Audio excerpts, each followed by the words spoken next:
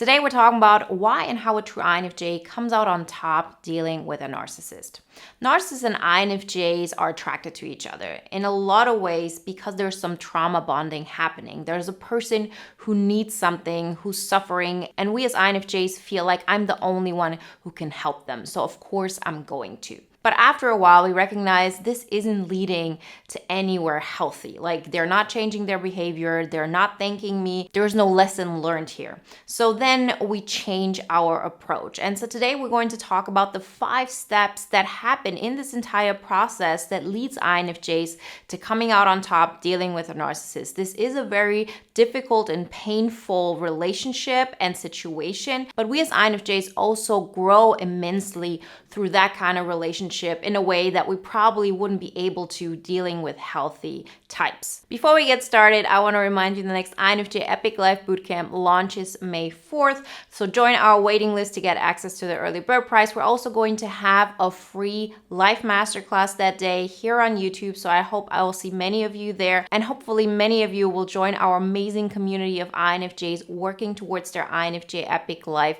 encouraging each other, inspiring each other, and learning from each other in a way that we probably wouldn't be able to if you didn't have that immense energy that comes together and goes into the same direction.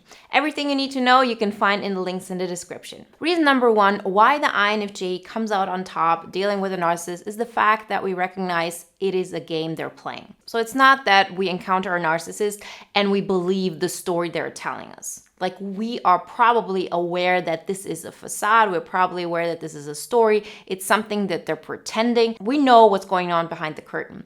But the thing is, we still don't see this as a reason to disengage. We actually have empathy for them. We understand, okay, apparently they're going through pain. Apparently there's something deeper going on. And what they're doing is just a defense mechanism. Like, how can I be mad at that?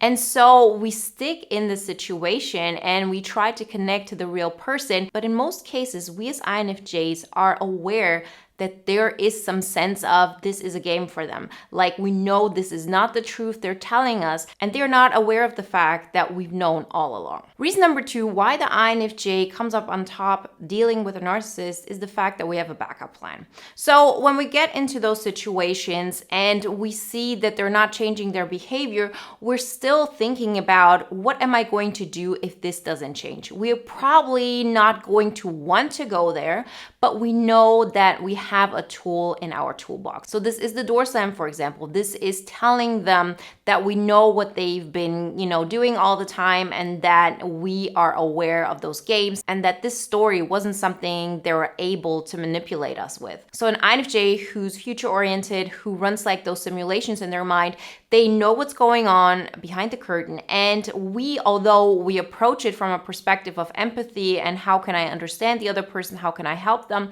we always have a backup plan. And we don't do this because we have bad intentions or because we want to up them in any kind of way, because at that moment, we're still thinking of them as a good person who's in pain. But still, there's always this thought of how can I protect myself in this situation? And the point is that the more secure we feel, the more of a backup plan we have, the more we're willing to open ourselves up to that person's experience. So this isn't just a tool in order to protect ourselves, but it's actually a tool that allows us to really go deeper with them, to be more of service to the other one. Because there's always the security in the back of our minds that I can go far here because I know that if it really comes down to it, I can handle it. Like I know what to do. Another person, for example, who wouldn't have this backup plan, they might not be able to open up to the other person in this way because they don't know if they would lose themselves, if they would recover from it. INFJs typically tend to have that backup plan. The third reason why the INFJ comes out on top dealing with a narcissist is because we stay in integrity. So yes, there are situations where we might say something that wasn't nice towards the other person or that wasn't kind or something that was selfish, but it wasn't done out of bad intentions. It wasn't done maliciously. And so because of that, we know that no matter what comes out of it, I will know that I've done my best to save that situation. And this is a huge point because INFJs really fall back onto this. So it's not that dealing with a narcissist will lead you to only lose all your money or all your friends will hate you or anything like this. The worst thing that could happen dealing with a narcissist is that you get to a place where you do things that you're not in integrity with, that you say, I don't like myself. Like I've turned into a person that I can't respect. I've turned into a person that I can't love in this moment. And in a lot of ways, it can happen. But as long as the INFJ knows, well, I have good intentions here. I didn't talk to them because I wanted to hurt them, because I wanted them to be the loser in the situation and me being the winner. Like there's always this thing in the back of our mind, we want a win-win situation and we don't want to hurt the other person. And we're probably rather going to protect the other person than ourselves. Of course, this is not right. And, through going through many of those situations in our life, a lot of INFJs learn that they have to change, right? We have to make sure that we put the oxygen mask on us first, no matter how much the other person is suffering. Because if we don't make sure that we're good, we're always going to get into situations where we enable others or we just lose our essence and our energy. And this is something that we learn through trial and error, because in many cases we believe we're stronger than we actually are. Like we can stay solid despite all that negative energy that is put on us. We so often believe I can handle this. And after a while, we as INFJs recognize, no, it will have an effect on me. Like I would like to think I'm completely oblivious to that and I can stay in my rational mind and I will not get affected by it. And in a lot of ways, that is the case, but it's not like this all the way. Like we have to make sure that we put those boundaries up and that we don't allow narcissists to completely overtake us, because it will have an effect on us in a way that we can't just rationalize. Like we have to put those boundaries up and put that energy back. The fourth reason why the INFJ comes up on top dealing with a narcissist is because the narcissist completely underestimates us. The thing that we as INFJs do when we want to get into any kind of dynamic with another person, when we want to understand another person in order to help them or just get inspired by them or whatever it may be, is we take a step back. We allow the other person to be themselves and for us to look at what they're doing and understand them better. And because of that, they don't know what we actually are capable of because we keep it hidden. See, through all my work and through doing all of this transformation for myself, I have learned that it is essential for INFJs to not go overboard in this. Okay, people will know more about you if you express yourself and if you make sure that you fill up your own space more. And through that, you're pretty much giving others a weapon, but it's still the safer choice. Because if we allow another person to completely come into our space, it will have an effect on us one way or another. And the sooner we recognize this, the earlier we can start, acting in a healthier way for ourselves. But one way or another, at those moments where we still get into relationships with narcissists, because of course, the result of it all is that we don't interact with narcissists at all. But every single one of us has. Like, I have not met an INFJ yet who's not had an intense interaction, an intense situation with a narcissist that has shaped how they act towards the world. So in those situations where we're still dealing with narcissists, the one thing that we're doing is we're revealing way less than we're absorbing the other person. So they have no idea what we're capable of. And knowing that you could trump them, that you could make them back off because you know their insecurities, you know where to hit them because it hurts, is something that, will change the entire dynamic of it all, because it will feel like the narcissist is on top for 90% of the relationship length. And then when the INFJ understands, they're not understanding it themselves. They're not changing. They're not being appreciative. Like, this isn't going to change. I have to start seeing them for who they actually are and not for what I see is going on underneath. Because who they really are is how they're acting right now towards me. Like, this isn't going to change just because they have the potential to be more. This is who they are right now. And I have to start treating them this way, because otherwise I will, just completely get destroyed myself. And so the fifth reason why an INFJ comes out on top dealing with a narcissist is because once we've gotten to this place of knowing this isn't getting any better and I have to protect myself one way or another, that's the moment when we speak harsh truths. So this is extremely painful. Like, I've seen INFJs talk about this. I've experienced this myself. Like, this moment of speaking that truth is probably one of the most intense, painful situations an INFJ can go through, because there are a couple of things that are happening. First off, you're revealing your inner strength. And this inner strength has a lot to do with being a threat. And the moment you're being a threat, people are not going to love you that much. They cannot, because you're not safe. A person who's a threat in some way, you have to protect yourself from them in any kind of way. So they will back off psychologically. But at the same moment, and what is probably an even bigger pain point for us, is that we've absorbed that person so much. We understand their pain. We understand what makes them happy. Like, we feel them so intensely. And the moment we hit them where it hurts, so we speak that harsh truth, we let them know that we knew what was going on all the time. We show them that we know their insecurities and they cannot hide from them anymore. We experience the pain that we imagine they're experiencing. And in a lot of ways, this takes away our innocence. It makes us turn into this dark side of ours that we wanted to push out. And, I went through a situation like this many years ago, like probably over 10 years ago. And I remember speaking to somebody afterwards who had some insight into the situation. And they said, the world bites you. And from time to time, you have to bite back. Until this day, this metaphor has stuck with me, because it was one of the things that allowed me to overcome the pain that I had caused. So being in the situation, having experienced this, and after, having gone through that cycle once so intensely, as INFJs, we recognize more of those tendencies we have in our life, like narcissistic tendencies in people around us, and we might have those kind of dynamic changes on a smaller scale.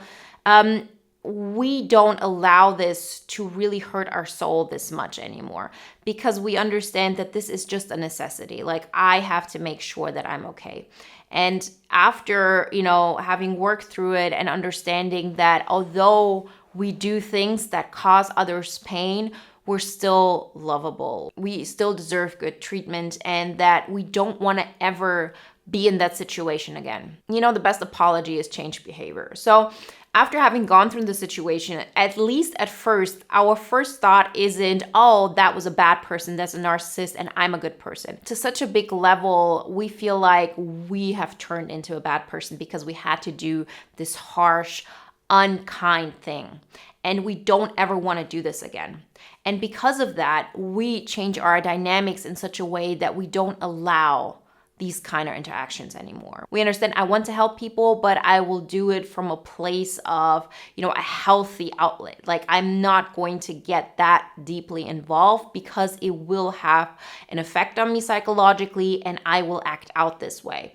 And so it has a lot to do with forgiving yourself for what you've done, and then changing your behavior. Like saying, I want to forgive myself for having been pushed to this extent, having been pushed to, act out this way. In so many ways, we take on responsibility for the situation of, yes, this person caused this in me, but I shouldn't have gotten into this situation. Like, this is not something that is only the other person's fault. And to digest those emotions and to be okay with them, one of the things we desperately need to do is to understand that we're not going to get in those situations anymore.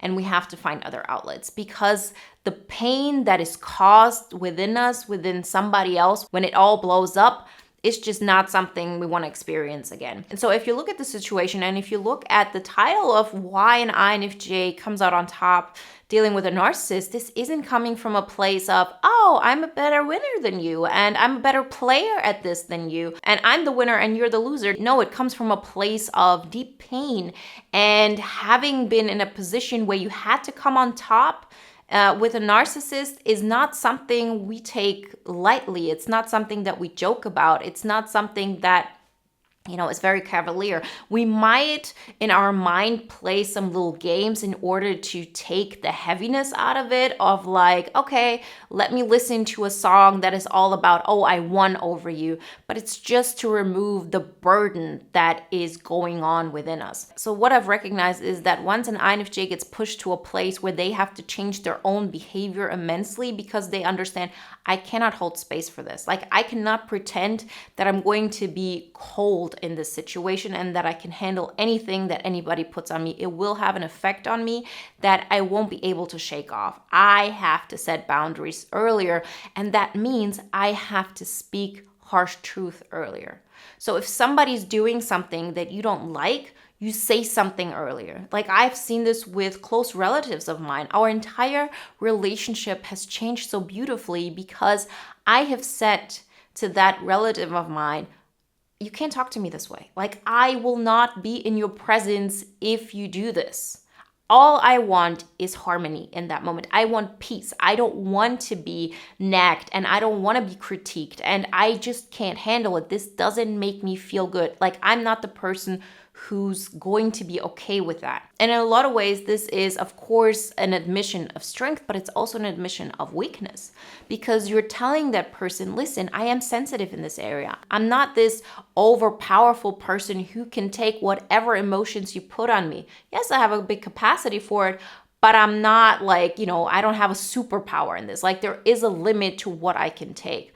And I found that once you allow yourself as an INFJ to go into that direction, there are going to be beautiful new relationship dynamics that can happen because now you can make sure that, yes, they might be happening a little bit more from a psychological distance, like you create that space around you that you're responsible for, that is not up for debate, that is all about your inner peace. But all the relationships that happen through that, even though there is more of a distance, they can be of great joy and of great energy and just adding to a win-win situation for everybody. Remember, if you want more energy that is positive, that allows you to really fine-tune the kind of energy that is going to bring you peace, the INFJ Epic Life Bootcamp community is a wonderful place for that because we're nurturing each other into that direction of inner peace and then creating excitement on top of it.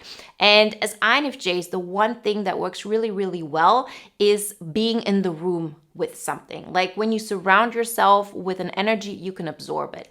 And so if you surround yourself with an energy that is beneficial to you and that reminds you that this is the kind of energy that will keep you in this amazing space that allows you to create your INFJ epic life, it makes everything easier. So I'm really looking forward welcoming so many new members this bootcamp round. Everything you need to know you can find in the links in the description. We're going to have a free masterclass on May 4th and join the waiting list to get access to the early bird prize. If you want to watch another video now that is in alignment with today's topic, then check out the video you see on the screen right now. I'll see you in the next one. Bye, guys.